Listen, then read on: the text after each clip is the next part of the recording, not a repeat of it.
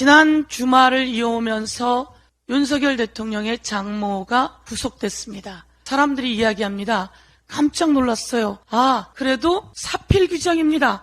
우리 법원이 그래도 대통령 장모를 잘못했다고 구속했네요. 그런데 그 판사 걱정입니다. 이렇게 이야기했습니다. 그런데 오늘 정청래 의원 얘기 듣듯이 검찰이 사기죄를 기소하지 않았어요.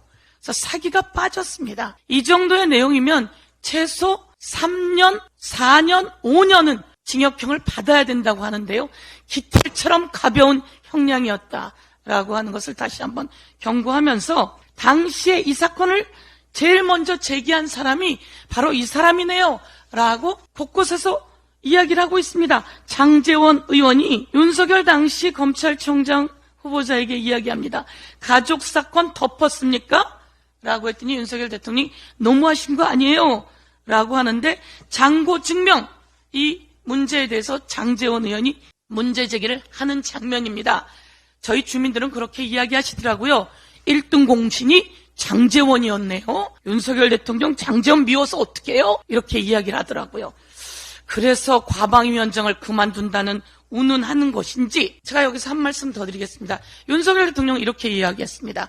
내 장모는 50억 원 정도 사기당했다. 10원도 누구에게 피해를 준 적이 없다라고 대통령 후보 시절에 이야기했습니다. 모두 다 허위 사실입니다. 이에 대해서 철저히 수사해야 합니다. 윤석열 대통령이 검찰총장 시절 이런 이야기를 했습니다. 살아있는 권력을 꼭 수사하는 것이 진정한 검찰개혁이다 라고 윤석열 대통령이 총장 시절 이야기를 했는데요. 살아있는 권력의 비리를 눈치 보지 않고 공정하게 수사하는 검찰이라며 2020년 부장검사 강연회에서 윤석열 대통령 한 발언입니다. 오늘 꼭 이렇게 이야기합니다. 살아있는 권력을 수사해야 합니다. 살아있는 권력이 수사되어야 합니다. 제가 요 당시 세계일보 단독입니다.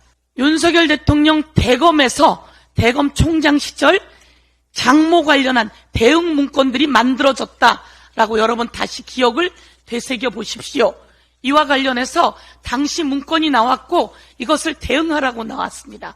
그리고 나서 기소되지 않거나 일부만 기소하거나 하는 일들이 발생했으니 검찰총장 시절 어떤 이권 카르텔이 있었는지 윤석열 대통령 일가의 게이트 사건 철저하게 이원석 검찰총장 수사하고 한동훈 법무부 장관은 수사를 지휘하십시오. 이상입니다. 구독과 좋아요는 봄의 뉴스에게 큰 힘이 됩니다.